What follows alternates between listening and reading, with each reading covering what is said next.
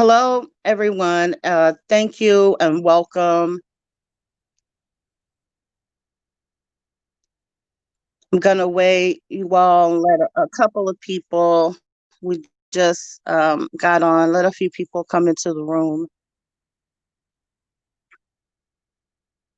This is Real Justice Network's community press conference. This is one of many that we'll have. This is a way for us to kind of come and gather the community and the media and the press to let you all know about some of the really important things that are going on in the community, things that are happening, things that are kind of being swept under the rug. And they're really important things that are really detrimental to the human condition and the way in which families thrive. My name is Justice Gatson. I'm the founder of Real Justice Network, and we started out primarily as a group of survivors of domestic violence who were, quite frankly, losing custody of our children to our abusers.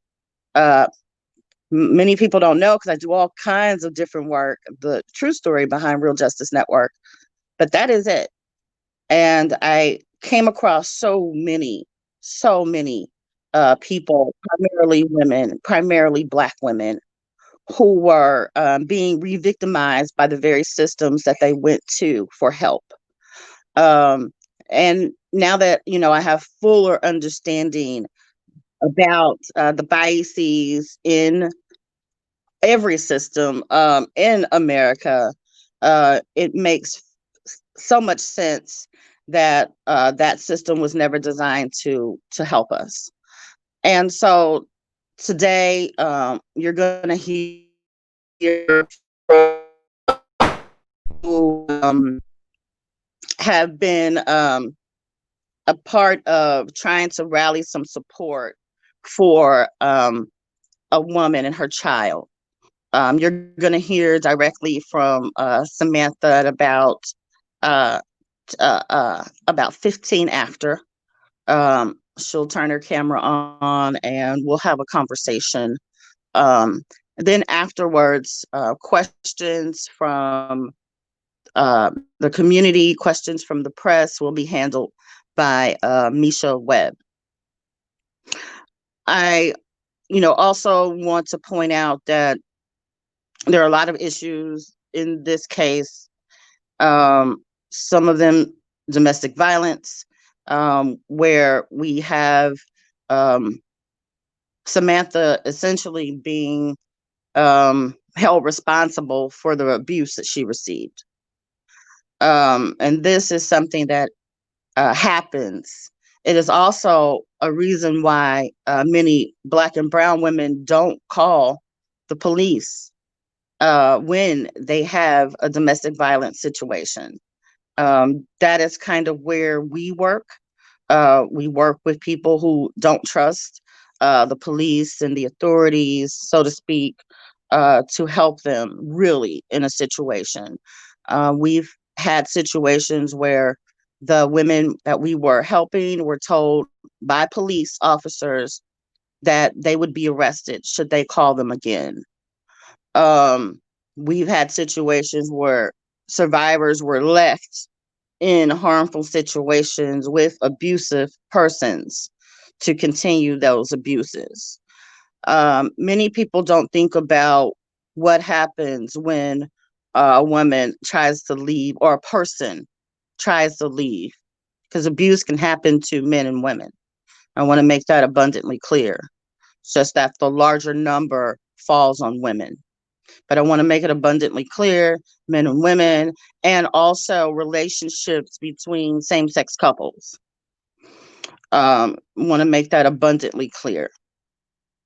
But you may hear that the worst time to leave, the worst time for a survivor to leave, it is when she's leaving, is when that person is leaving. Um, And it's also a reason why many stay, to try to figure out the best safety plan for themselves. And if there is a child involved, um, they can stay a really long time because of manipulation, because of threats. I'm telling you things I know. This is something that I went through um, many, many years ago. And so it's the reason why I stay dedicated and connected to this work, and try to uplift this. And so, in just a couple of minutes, you're going to hear from Samantha. You're also going to hear from one of our core organizers, Ashley Johnson, who does a lot of work around tenants' rights. She's also a dope organizer with KC Tenants, and an amazing Black business owner.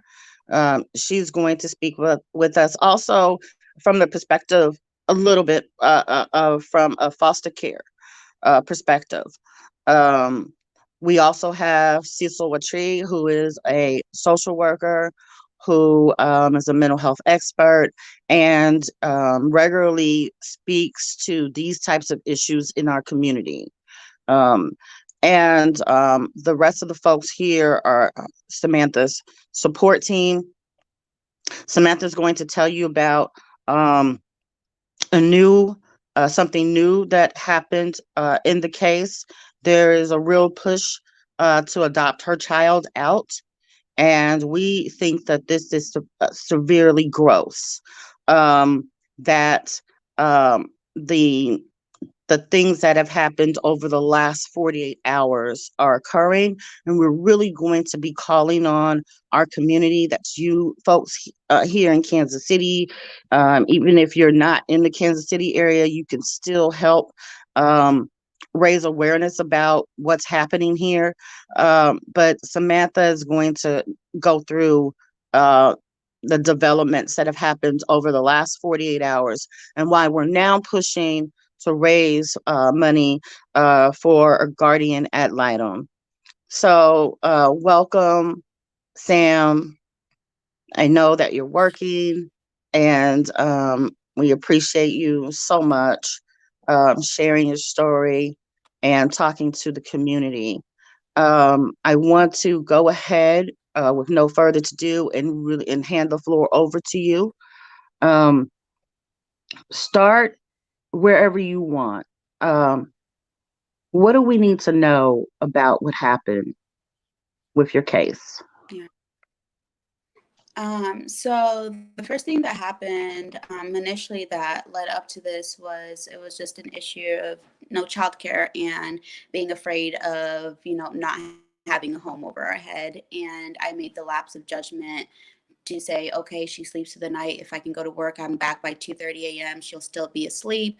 And turns out whenever she was asleep, she heard me close the door and she walked right across the hall to the neighbors and was like, my mommy's at work.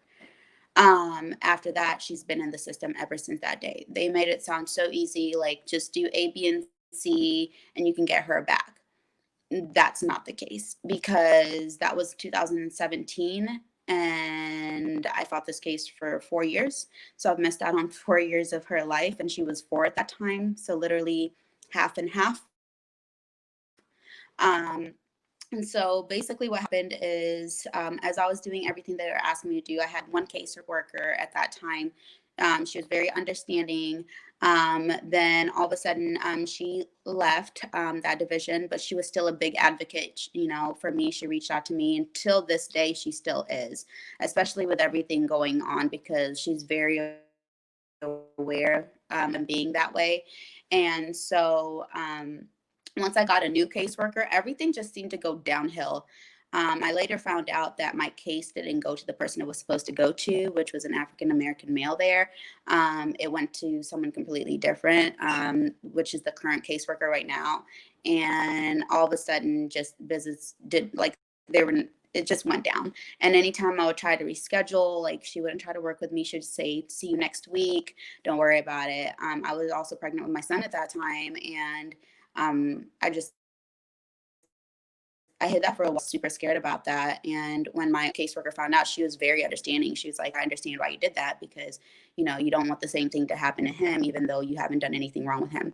So she understood that. But then once it came into the new caseworker, all of a sudden that was used against me. My domestic violence was used against me. If I remember correctly, the lawyer said, how could you let somebody choke you, basically, is in court in front of the judge, as if I allowed it to happen, even though I called the cops like I'm supposed to, even though, I took the KBC classes like I'm supposed to. I left him, I broke off my engagement. He's still sitting in jail to the day. But that was used against me in a negative way, because that certain picture they wanted to paint. Even after taking the drug and alcohol class, which they went ahead and ordered me to do that. I passed everyone. It's on my family assessment maps. Regardless of passing those and doing those, they ordered a mental. Didn't verify whether it was court ordered or not. So it took a while for even me to figure out whether, Johnson County Mental Health, where I went, the lady basically was like, well, we need to figure out how they're ordering it because that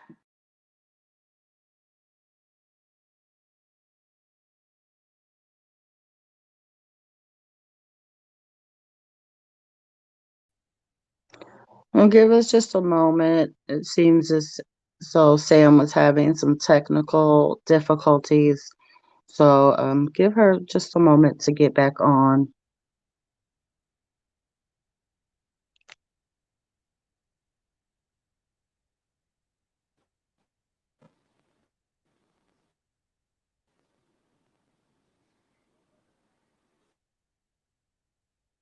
You're back on, Sam.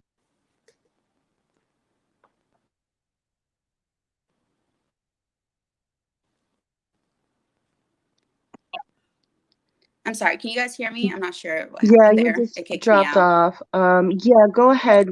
I can hear you. We can hear you. Okay. So just to kind of fast forward, anything that I did, like completed, basically didn't matter because fast forward to an FST meeting that we had in 2018. Um, Heather Kendall, the deputy juvenile officer, while we are on this call with everyone on the Children's Division team, mind you, no one brought up TPR. Heather Kendall was the only one to say at the end of the call, this case isn't going anywhere. I'm going to reach out to my lawyer, and I quote, for a TPR. No one else like seconded. Everyone's just like, okay. So whatever she said went, my caseworker who's Can supposed you to tell everybody advocate for what me a didn't even say TP? anything. And then, Sam, Sam, let's let everybody know what a yeah, a TPR is. TPR is termination.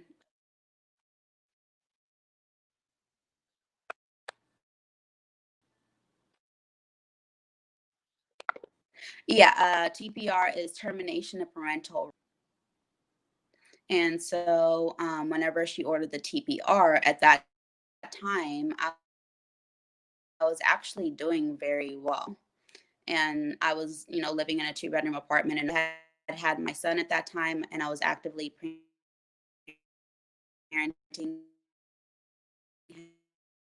him well, no grounds for it from TPR,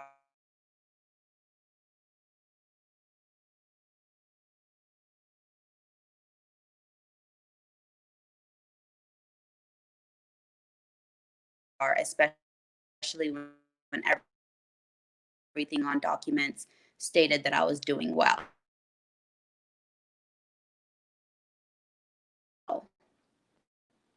Those are not.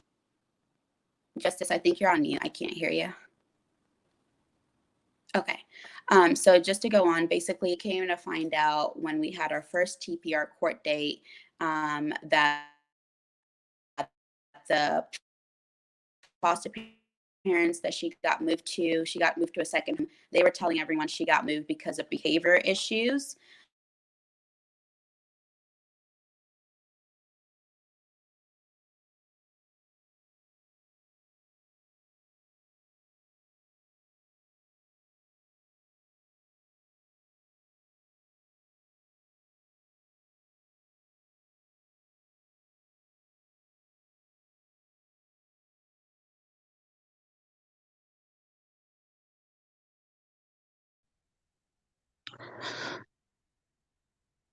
Can folks say if they're having any trouble hearing?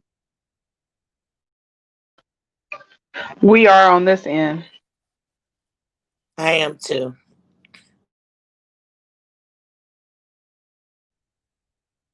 Sam, I think you may be stuck. Yeah. Uh, bear with us just a moment. I think she dropped off and we'll come right back. Y'all, we can never tell what technology will do, and we're in this virtual world right now. So thank you so much for bearing with us.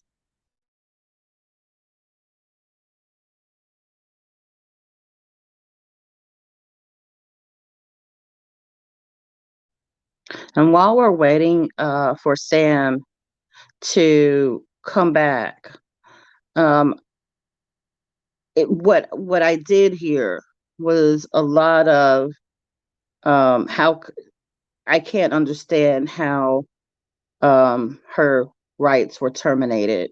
It seems as though she did what she was asked of. She took all the tests. She even submitted to classes that she didn't need, drug and alcohol classes, mental health classes.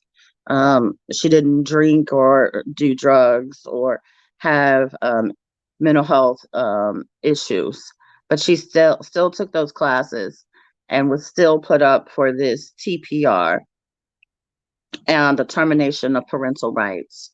So a little bit of Sam's background is she is an immigrant, Kenyan, and throughout this situation, ended up with ICE. Um, there are a lot of details to this story, and if for any reason we're unable to get her back on, please submit your questions. She will be answering those. We're going to do some other taped interviews as well. This story was also released in the Star. A huge story out in the Star. I would ask that you please check out that story. Sam is coming back now. All right. Sorry, you guys, So let's having see if we technical can hear you. difficulties. It happens. We're in a virtual world. We gotta rock with it. So yeah, go ahead and pick back up where you want to. Yeah, so like I was saying, when they came up with a TPR, I was actually living in the Blue Valley area here in Johnson County, got a 2-bedroom apartment, had just had my son, everything was going good. And that was what perplexed everyone, is because of the fact that they were going to go ahead and suggest termination of parental rights when I am stable. When I was at that time, even though I had my son, I started working at a synagogue, a Jewish synagogue called Beth Torah in Overland Park, Kansas. And as soon as I was able to find a better opportunity, I then started working for BioLife as a phlebotomist. And I was working as a phlebotomist currently when they wanted to terminate my rights, as well as paying child support for Aubrey, because I made sure it was coming straight out of my check, so there was no issues of if, ands, or buts of whether I'm paying it or not. And they still decided to go out and do the TPR. The other thing that's odd is the criminal side that Heather Kendall tried to get filed for this at the Kansas City Municipal Court, that got dropped by the prosecutor. So the question is, how is it that the criminal side got dropped by the prosecutor, but the civil side, all of a sudden, my rights were terminated as a parent? And then on top of that, the foster parents being promised that they could adopt my child, while everyone else was told that she was moved there in November of 2018 because she was having behavioral issues at her first home. Like with me, Aubrey's never exhibited any behavior issues. They said that when she was moved to the first foster home, she was stealing food out of the trash can, hiding it under her pillow, taking it to school, eating it, wetting the bed. Aubrey's never had an accident ever since she was potty trained. So all of a sudden she's wetting the bed, nightmares, the hoarding the food. And so they told that's why she was getting moved to that second foster home. Coincidentally, she got moved to that second foster home a month after I had knee surgery, which was October of 2018. And so they knew I wasn't going to be able to do my visits for that month or anything like that. And then that's when it was signed, that form, that she was moved there really for the main reason so they could be an adoptive resource for her, which I don't see how you can select an adoptive resource for a child when there's an active parent fighting for her, going to visits, doing 1 hour visits with her, asking the foster parents she was with before. I bought her school supplies. I took her food every time I went to see her. I used to FaceTime with her. Now, when she got moved to the second foster home, wasn't even able to FaceTime her like I was before. Everything was very delegated. When I had my knee surgery, they told me to write letters. I wrote 4 and nothing back. Never heard anything back. And those letters, I'd ask her how she's doing, what she would want for Christmas, because it was around that time, how she's feeling, how her brother's doing.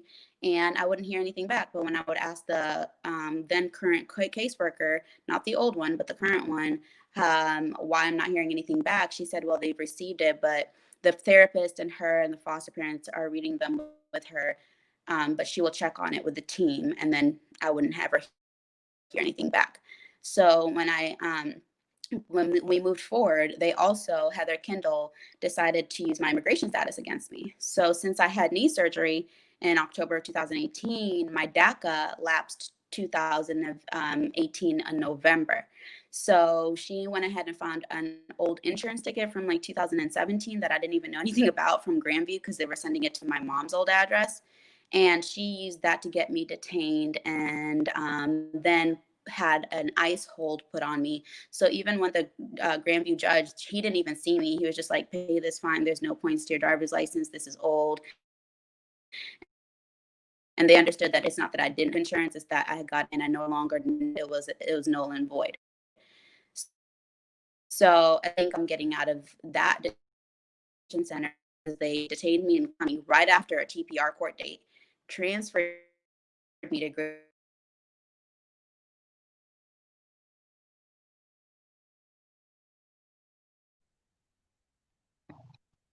Sam, I believe, dropped off again. She's doing this from work and probably doesn't have the best reception. As soon as we can get her back, oh, there she is.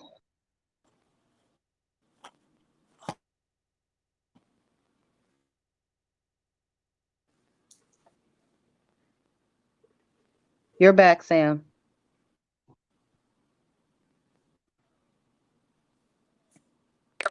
Okay, good. Okay, so I basically was like, what do you mean? I asked him, like, why can't I go? He goes, you don't know, they didn't tell you? I was like, tell me what? And he basically stated that somebody from Clay County informed ICE that my DACA was lapsed and I have ICE hold on me now. I was shocked because I've never dealt with ICE before. I've never been in that type of situation at all, but I know it's scary. So I was like, okay, because I mean, I'm all about being truthful, regardless. And so he's like, they're just going to come ask you some questions, which I'm just like, okay. At that time, HR knew about my DACA expiring. They knew I just needed to renew it. And they knew that I needed the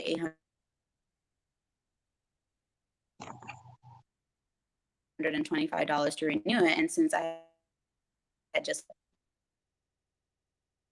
had knee surgery,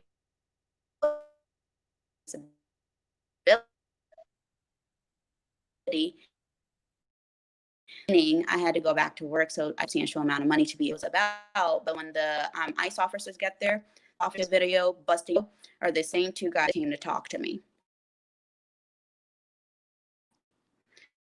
So when they get there, they're like, okay, so you know your DACA's expired. I'm like, yes, it did expire, but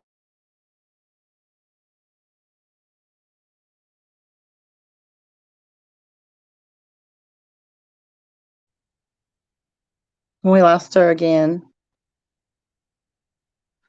I think you all are hearing like there is one thing after the other after the other. It was always an issue. Adding her, she's coming back in now. These impossible hoops that parents are made to jump through. okay, good. So just to fast forward, being transferred to, luckily I was able to,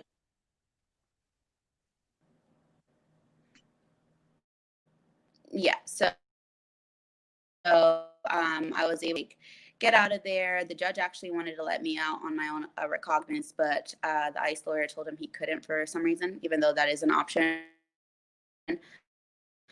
So they gave me the lowest bond possible, which is 1,500. The average bond for ICE is actually 10,000. So it's kind of a blessing of disguise that the ICE agent didn't set the bond, because the whole point for them not setting the bond, they would basically putting it as a pun. They were starting to ask questions about my kids and my parents' information, and I was like, well, that's not relevant to my DACA being expired, so I'm not going to answer any more questions without counsel. They got mad, said that was me not cooperating, so they didn't give me a bond, which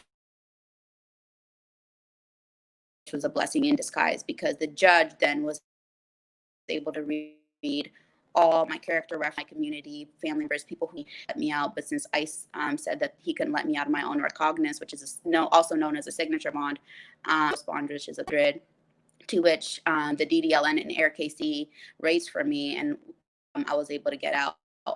And so I got out just in time to attend my second TPR court date, because we had 3 of them. So they were hoping that I would get deported so that could throw the case and they could win, because they had already told this family they could adopt my child.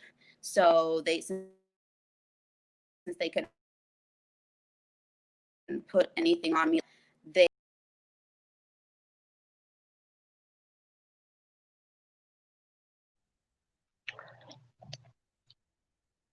So if you all didn't follow that, she's saying that her child was essentially promised up for adoption, and that really wasn't going to matter what she did. Um, they would continue to follow in what they wanted to do. Thank you. Somebody in the chat said, so thankful for the organizations. Thank you for all the organizations that have been uplifting the story and trying to get this out. We need our community to stand with us and with Samantha. We are looking for a few things. We do have some demands. And so, Sam, I just want to let you know, I'd like for you to kick it to fast forward a bit to the last couple of months and what you've been trying to do. And then let's talk about what the community can do to help you.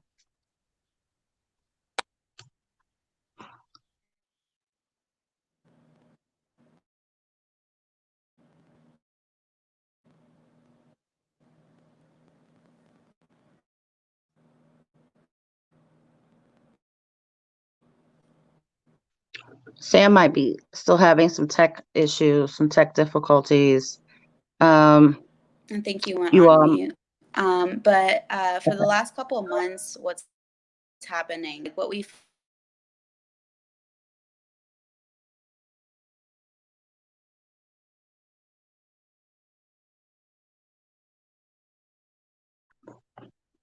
can't hear you.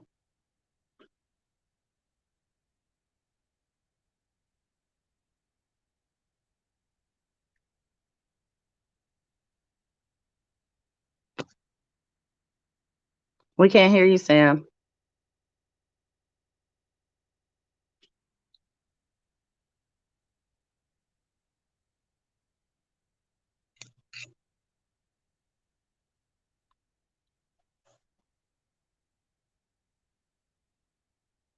Sam, do you hear us?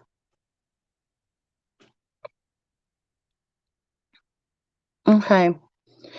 So while Sam is working through the tech, I'd like to go ahead and Cecil, I really like for you to kind of chime in as a social worker, somebody who has experience with all of this, to go ahead and kind of chime in on how the system, you know, works, how it should work versus how it did work here. Can you unmute yourself?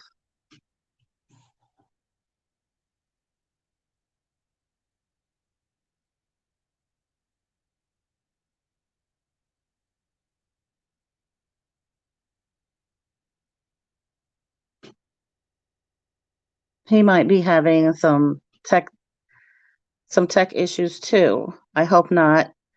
I'm gonna kick it to you, Ashley, to go ahead and speak from your perspective, and then we'll hear from Cecil. Okay. Can everyone hear me? Thumbs up. Okay, everyone. Hi. As you know, my name is Ashley. I use she, her pronoun. And Samantha's story is not only tragic, it's triggering for me. I was a child of foster care, and I have seen what it is, the imposed good side of the system. Um, but I'm also a 36-year-old woman still healing mentally from the horrors of the foster care system. In 2019, while pregnant, leaving from the emergency room with my 3-year-old and a taxi cab voucher that was sending me to a DV shelter that was 2 hours away from Casey. I had limited options, and I was at the mercy of asking a service provider to assist me with transportation for my child from the hotel that we was at to their children's shelter. Having received services from them a year prior, um, the shelter's caseworker at that particular time that I received those services told me that I can always reach out to them within the 18-month follow-up window that I had. Little did I know that that lovely lady, she was no longer with that children's shelter. The new worker, she was a little bit harsh at the beginning, and she told me that I should try to focus on getting my children, and I should dump my ex and focus on having a healthy pregnancy. I was numb. Here I was doing just that, and looking for this service for the service provider and just basically turn me away. It was crazy. I I still, when I think about it, it blows my mind. But it was hours later that I received a phone call from the state of Missouri, and they were saying that it was reported that we were living in a shelter that was known as a sex traffic hotel. But thankfully, my aunt made it in time at that hotel. She was able to get my daughter and get the belongings. And this is where it's really, a, you know, one of those things that is a blessing. It was because of the caseworker that I had. Um, they did the things within their power, and maybe they went above and beyond. But this caseworker was very helpful. They provided me with a list of services. They was very helpful in communicating with my aunt, and within 2 weeks, my case was closed. Can I And for a sec? Samantha called my phone. She says she has 5 minutes left. Can I put her on speaker for a sec? yes, Okay, I'll change. Go right ahead. Yes. Okay, go ahead, Samantha. You're on speaker now. Sorry, that looks like I lost connection for good this time, but I was just listening a little bit to what she was saying. Why it's been full of that story. I just want to say I'm sorry to hear that, like, because it blows my mind, and still to this day, it just blows my mind. I know Justice was saying about an update about the last couple of days or months, actually. So basically, putting everything together, trying to figure out why this is happening and who all has a hand in this, it came to find out that all these people are super connected. Like the lawyer that was supposed to be helping me out, who was a court-appointed lawyer, is personally friends with Heather Kendall, the deputy juvenile officer, on social media, on Facebook. That blew my mind. The fact that the first foster mom who recommended the second foster home has been friends with the foster parents to the second foster home for 4 years, and they're also friends on, personally on Facebook. It's a very tight knit circle, and what I've realized is they prey a lot on people who they think don't have resources or who are not able to fight them, and they were willing to go to very lengthy processes to make sure that they won this case. And because at the end of the day, they promised to my child, to these people, and they want to be able to uphold that to the point where they wouldn't even place with next of kin as they're supposed to. They made my cousins jump through hoops, register to be foster parents, go through a home study, and just in the end, for them to pass everything, and then for them to be told that Aubrey still can't be placed with them. And then of recently trying to get stonewalled and sidelined to where the Children's Vision team isn't even answering any phone calls for my cousin's lawyers. And to the point where, they at least supposed to have a visit a month, and they didn't have one last month. Just things like that, where it just doesn't make any sense, and it's not how it's supposed to go, but yet it's happening. Thank you so much, Sam. As Ashley just put in the chat, that ain't right. And we've heard a lot of wrong today.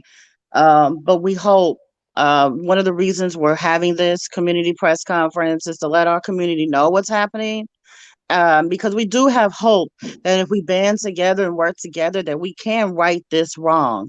I mean, we're going to have some points outlined on our page for you all. We're going to be working on this in 2021. I want to make sure that, Sam, I'm going to let you exhaust all of the time you have. So I'm going to be quiet and let you do that. And then we'll come back and continue with the demands and questions. Okay. So I have just 10 more minutes, but the most important thing right now to me that scares me and literally just gives me, honestly, the worst anxiety is the fact that recently I came to find out that my daughter harmed herself.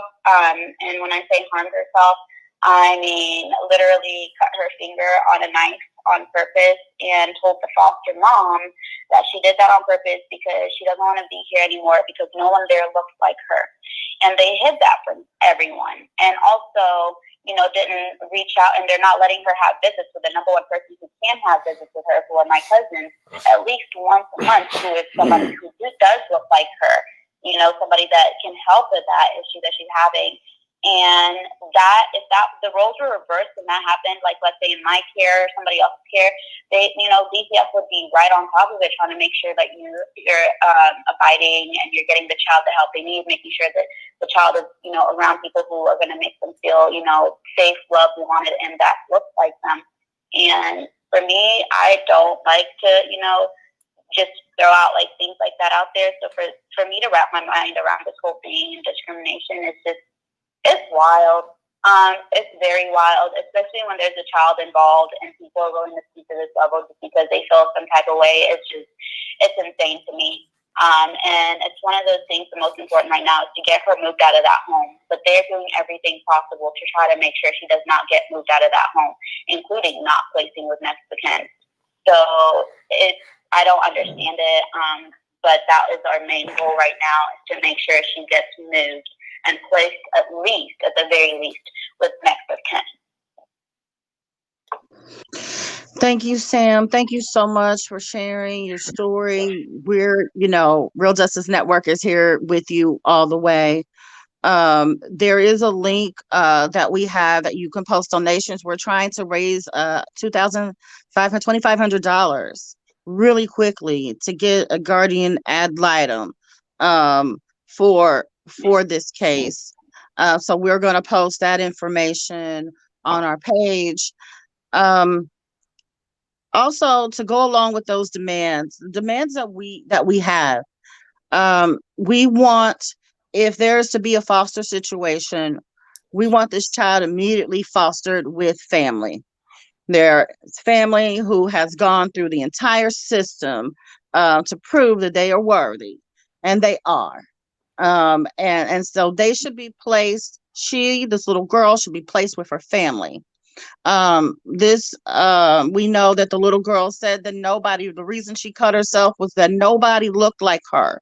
This little girl has Kenyan heritage. She's been placed with a white family who no doubt may have some cultural issues or biases. Go ahead. Okay. Excellent. Okay. And so, that family and cultural aspect is really important. Cecil, whenever you're ready, you can unmute yourself to go ahead. Oh, no, just speaking to what Samantha has stated, as well as what Justice has stated, CPS is supposed to look at what's quote unquote in the best interest of the child, and that is also notifying the next of kin. But we kind of know that within Jackson County and within Clay County, there is a significant amount of implicit bias that plays into how they deal with these cases. And oftentimes the parent has to do more fighting to get that child back than actually really necessary. It's almost as if the system itself is doing what how can I put this? The system is not broken, but it's working exactly how it's supposed to, where you have to fight against the grain in order to be able to ensure that you're able to do or get your child back.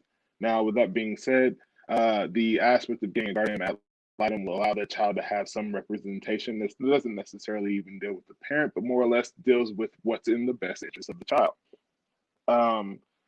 A lot of these county CPS officers don't really pay into the aspect of cultural differences, cultural competencies, if you want to call it that, and not paying into the aspect of looking at the next of kin. The fact of the matter that Samantha, you've had to that there is not anyone answering any phone calls when it comes to a lawyer trying to get a hold of them in regards to next of kin is utterly disgusting. But I want to emphasize the importance that Justice kind of ringed on when it comes to getting a guardian ad litem.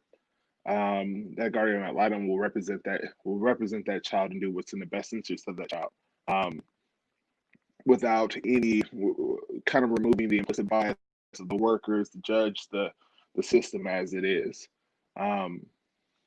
I just even as a social worker, this is nothing new in our line of work. It's kind of what we see as the standard.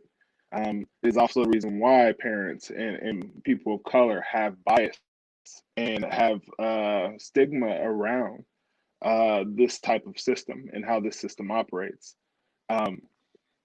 I would strongly ask for advocacy out of the community to ensure that Samantha is able to see her child again.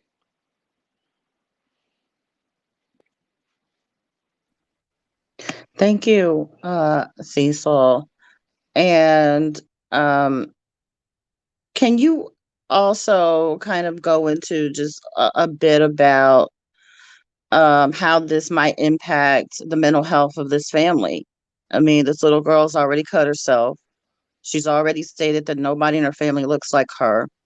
We already know that a parent is just not going to be whole until they know that their child is safe. And right now, that's Samantha's biggest concern. So can you talk about, if this isn't rectified, how this can play out? it sounds like it's already playing out in even an aspect of the kid providing like self harm by cutting is often, I mean, it's a characteristic of Trump. And I can understand even an aspect of Samantha also going through trauma in the aspect of you're talking about also attachment. You're talking about the aspect that during the developmental stages of this child, they're being kind of stunted through multiple transitions. So there may be longstanding traumatic effects as far as how Samantha is able to parent and how this child is able to develop. This is a traumatic experience due to the culture, the cultural differences that's being implied, the authoritative perspective that's being implied, and it's creating what we call schemas, which is it creates schemas around what type of perception this child will get with the people that they're interacting with, or when Thank parents are you. So, separated. Yeah, but that's yeah. yeah, it's a lot. And so, Ashley, I wanted to kick it back to you just real quick. Um, because God, I mean, your story as you were talking about it, and me and you, we've been there together on some of this stuff, especially with the resources that are out in the community, right? And how even then it's like you have to meet some kind of standard to get those resources. Some of them tied to you have to believe or take part in faith of Christianity or some type of religious activity or that perspective in order to receive resources. Can you kind of wrap up what you were talking about and then hit on uh, that issue of resources in the community? Yes. There are some shelters, there are some transitional housing out there that we see that these families are homeless. We know that these families are homeless, and because of if you don't if you're not of the Christian faith, or if you're not whatever faith that this shelter choose to serve, you can't be in that setting. We've seen a lot of shelters, and right now I'm advocating for a couple that, because of their orientation, they're no longer welcome in that shelter. And services like that, I feel as if it's unacceptable, and it's wrong, and it's downright, When I it's not right. when I Um, think about Sam's situation, when we talk about, really bringing what CPS is all about, bringing families, supposed to be keeping families together, right? And providing services. And so clearly I could see that there was an issue of childcare. And to me, right. it would have been very easy to help fix that situation than it would be to just rip this family completely apart and go through years of turmoil. Um, and so, to Ashley's point about things that are out there in the community, who may be only out there for certain people, and then to the point of what people really need, because Sam was made to undergo drug and alcohol classes, even though she wasn't using drugs or alcohol. And so that did nothing for her. Also, the fact that she had to pay for many of these things, already being strapped for cash. Remember, she was leaving to go to work to pay the rent so they didn't get put out. Um, and so I just want people to really take into account like all of the different little factors that play into this, because they are really, really important. And so you've heard a lot.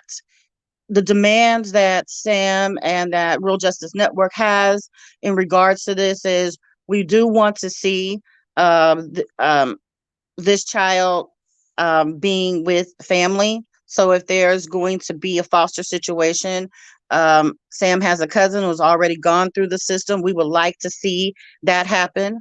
We would also like to see um, we would also like for Sam's parental rights to be restored and for there to be reunification of mother and child. Those are the main things. The most pertinent one is we'd like for people to share the information about the donations we're trying to raise, 2,500 bucks for the guardian ad litem that's needed in this situation. And share this story. Also, look on our page. We're going to be having actions coming forward. We're going to be reaching out to local officials. We're going to be doing some letter writing. We're going to be advocating on behalf of this family. So please look out for those things that you can get involved in, and so that you can really, really help rally around Sam and this family. Your support is needed greatly. And so, Misha, I'm going to kick it to you right now. If there are questions that people have from the chat that you could read, we'll be more than happy to answer those. If there are any reporters or anybody who wants to talk with Sam, myself, or Cecil after this, please reach out to us. Hi, this is Misha Webb, everyone. I'm looking in the chat. I don't really see questions per se, but people are kind of asking about how they can help. And some people have chimed in and given like her information, but I'll repeat like her Cash App and everything. One thing that I wanted to add is that if anyone has any questions, go ahead and type them in the chat and we'll go ahead and get them addressed for you. So people are kind of wondering how they can help to donate to her. And it looks like her Venmo is at Sammy, SAMMYIE hyphen Marie, MARIE.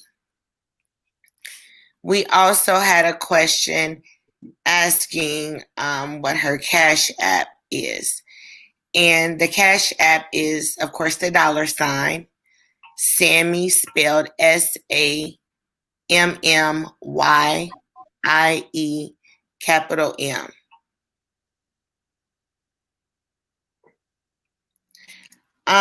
Fatima Mohammadi did comment and state that people can help by donations, letters, things like that. Ashley kind of chimed in as well on that. One question. I'm sorry, go ahead. So for Fatima, the other thing that we're doing in regards to this case is Real Justice Network back in 2018 formed the first Black-led bail fund in Kansas City. And we've really been growing that work. And we have what's called participatory defense team. And so getting on the participatory defense team would really, really help Sam, because those are folks who are going to go and show up in court with her. They're going to be physical support people who are there. And that's one of the things that we have seen with participatory defense. When court officials and judges know that you have a community of support, they are more likely to act in accordance to the law. Not that it will happen all the time. I'm not saying that, but I will just say more likely. And that's what's needed. So we're going to be growing this story out more, sharing more, giving more of our time and energies. And if you really, really want to impact, reach out to us so you can get on our participatory defense team so you can legit show up with her in court. Thank you, Justice. Aisha Vishnani asked if there is a GoFundMe for people who don't have either in case. I'm going to ask Vishnani if you could maybe just kind of clarify your question again a little bit. I know you're asking about a GoFundMe, but when you're saying for people who don't have either, in case, Misha, I think that's for people who maybe don't have Cash App or the other way that we're raising funds. So right now there is not a GoFundMe, and there's a reason. We kind of talked about what we should put out there, and we might end up doing that. Anything that we are going to be doing will definitely be on Real Justice Network's page. It'll be all together so that you can find it easily along with links. So make sure that you check it frequently. We'll be doing that. Absolutely, Michelle. Michelle says being outraged about her not being placed with family. That is an absolute outrage. That's why we're outraged as well.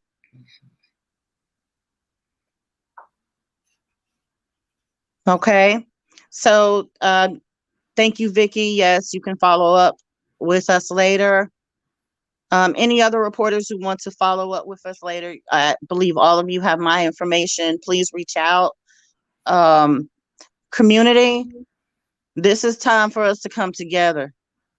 We have a mama and a child who needs us, and we have the wherewithal to be there for them. So let's do it.